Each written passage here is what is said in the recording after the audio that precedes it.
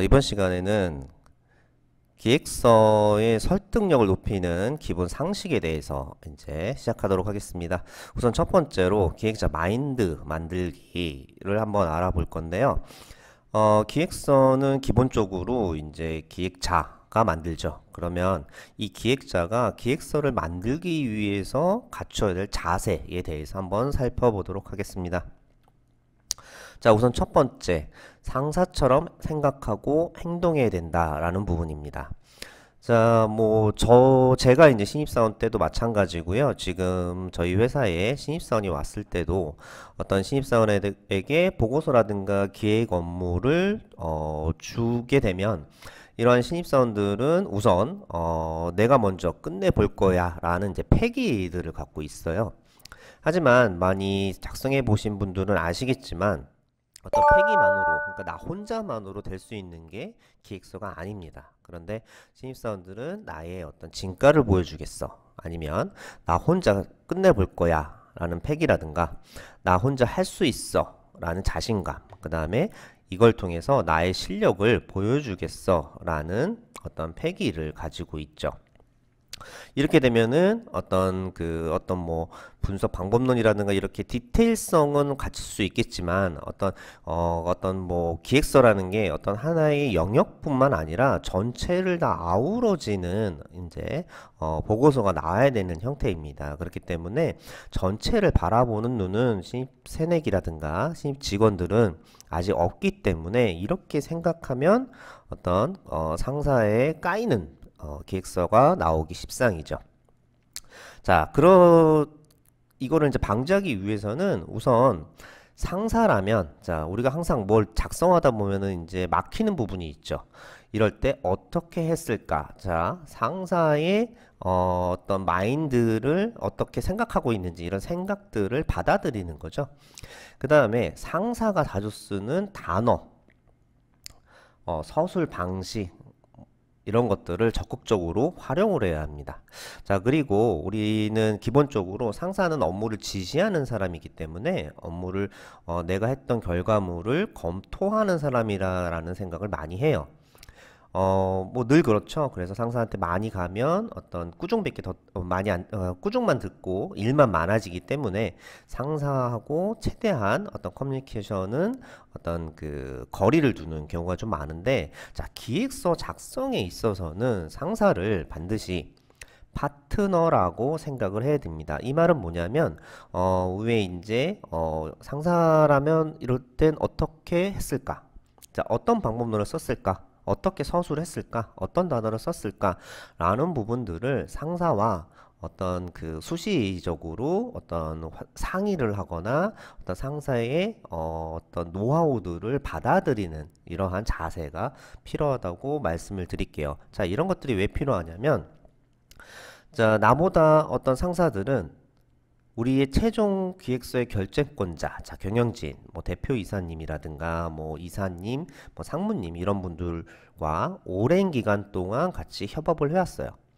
그렇기 때문에 상사들은 이런 경영진의 이러한 패턴들을 어떤 그 기본적으로 몸으로 이제 체화되어 있는 상태예요. 그렇기 때문에 우리는 그러한 체화된 우리의 상사들과 같이 함으로써 경영진의 어떤 원하는 스타일을 맞춰갈 수가 있습니다. 그렇기 때문에 이제 상사처럼 생각하고 행동하는 것이 어떤 패기만으로 접근하는 것보다 기획서의 어떤 그 성공 확률을 높이게 됩니다. 자, 두 번째로 이제 시간 지키기입니다. 저도 이제 신입사원들에게 업무를 주고 나서 어떤 보고 시간을 알려줘요. 언제까지 해서 이제 중간 보고를 하라. 그렇게 얘기를 하는데, 제가 이제 이렇게 중간 보고를 원하는 거, 중간에 회의를 원하는 것들은 나머지 그동안 얼마만큼 해왔고 앞으로 어떻게 하면 제대로 마감 기간에 보고서가 끝날 수 있을까라는 부분을 예측할 수 있기 때문에 회의라든가 보고를 받는 겁니다. 그런데 신입사원이라든가 기획서 새내기들은 내가 맡은 부분을 반드시 완벽하게 한 다음에 위에다가 보고를 하려고 해요. 그러다 보면 내가 일정 부분이 부족해. 그러면은 보고 시간을 미뤄요. 어떤 회의 시간이든 보고 시간을 밀게끔 되는데, 이러한 미는 것은 어떤 그 상사 입장에서는 어떤 불안감을 가질 수밖에 없어요. 왜 그러냐면 내가 생각하는 진도는 언제까지 하고 언제 검토를 하고 앞으로 뭘 해야 되는지 이런 것들은 나름 머릿속에 스케줄링을 하는데, 그 부하 직원이 이렇게 그 어떤 보고 시간, 회의 시간을 밀어버리게 되면 어떤 안정감을 깨트리게 됩니다. 기본적으로 기획서는 어떤 전체의 어떤 기획서 구성을 마치는 것도 있지만, 항상 우리는 납기라는 것이 있죠. 그래서 납기 부분이 매우 중요한 부분이 이제 되는데, 그 부분 때문에 납기를 어기면 신뢰 부분도 많이 깨지게 돼요. 자, 기획서는 기업의 대부분 최종적인 어떤 커뮤니케이션 도구 중에 하나입니다. 다만 그게 문서로 됐을 뿐이에요.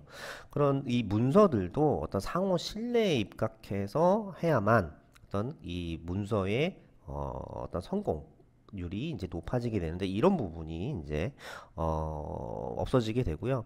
그 다음으로 나의 시간과 상사의 시간은 같지 않다라는 부분을 생각하고 접근을 해야 돼요. 자, 이제 나의 1시간은 상사의 10시간과 같을 수도 있어요. 자, 비등한 예로 어떤 나의 월급과 상사의 월급은 다를 겁니다. 하지만 나나 상사나 회사에서 하는 근무 시간은 동일하죠. 그 말은 나의 1시간과 상사의 1시간은 다르다는 걸 의미합니다. 자, 아무리 어떤 그 내가 뭐 일정 부분 부족하다고 하더라도 그거를 미룬다는 거는 내가 꾸중을 듣기 싫어서, 내가 상사한테 안 좋은 소리를 듣기 싫어서 이제 미는 거거든요. 그런데 내가 꾸중을 들을 지연정 상사의 시간, 어떤 상사가 원하는 보고 시간에 맞춰서 어떤 회의라든가 이런 것들 진행한다면, 일단 상사는 어떤 꾸중을 들을지언정 나의 시간을 존중한다는 생각을 할 거예요. 앞서 얘기한 것처럼 상사는 나의 파트너라고 했습니다. 그렇기 때문에 시간을 지키는 부분은 최대한 상사와 어떤 파트너십을 형성하는 가장 중요한 요소다라고 얘기할 수 있겠습니다. 자, 그리고 이제 내 기획서, 자, 내가 밤새서 만든 기획서 이런 것들을 100%라고 생각하는 생각은 버리셔야 합니다. 자, 왜냐하면 자, 기획서는 뭐 많은 책, 많은 서적, 그 다음에 많은 강의에서도 커뮤니케이션 도구라는 얘기를 많이 하죠. 자, 근데 커뮤니케이션이라는 걸 한번 사전적으로 살펴보면 가지고 있는 생각이나 뜻이 서로 통함입니다. 자, 이 말은 나의 생각과 상사의 생각이 통해져야 된다는 얘기예요. 자, 그러면은 기획서는 나 혼자서 혼자서 밤새워서 나온 문서가 아니란 얘기죠. 하지만 이제 이렇게 해서 만든 문서는 한 70% 정도 수준이라고 볼 수 있어요.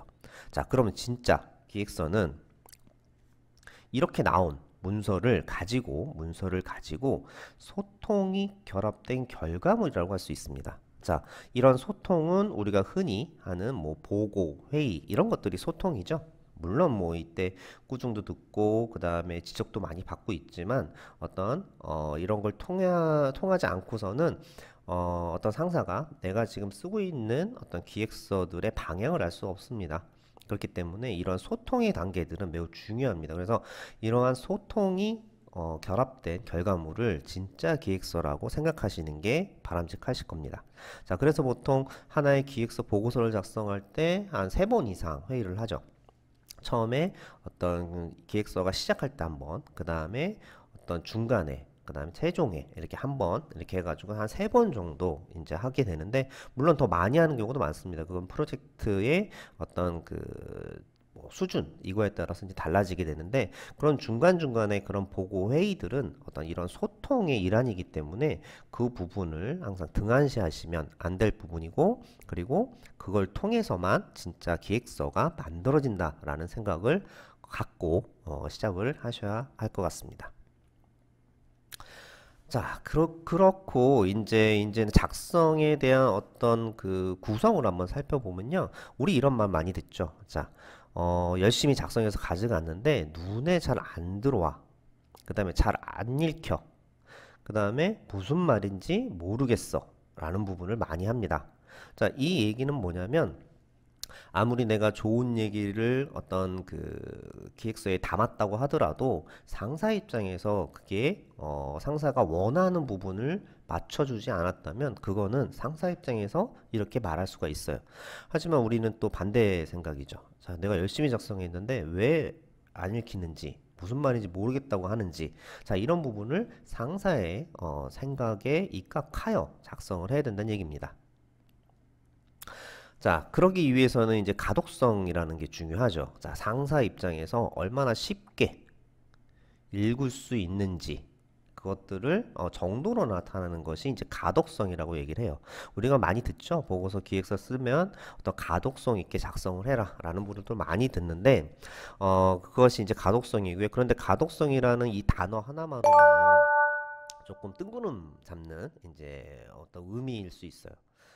그래서 이제 가독성을 한 두 가지 정도로 나눠볼 수가 있겠습니다. 우선 첫 번째로 보기 쉽게 만드는 거예요. 일단 보기 쉽게 만들려면 눈을 편하게 만들어야 돼요. 이렇게 초롱초롱한 눈처럼.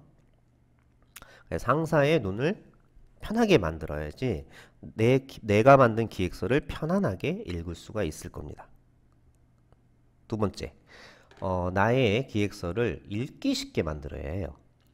그렇게 되면 상사가 뇌를 편하게 가질 수가 있어요. 자, 이게 무슨 말이냐면 어떤 복잡한 방법론을 이제 예를 들어서 쓰게 되면 상사는 그 방법론이 그 어떤 것인지 생각하게 돼요.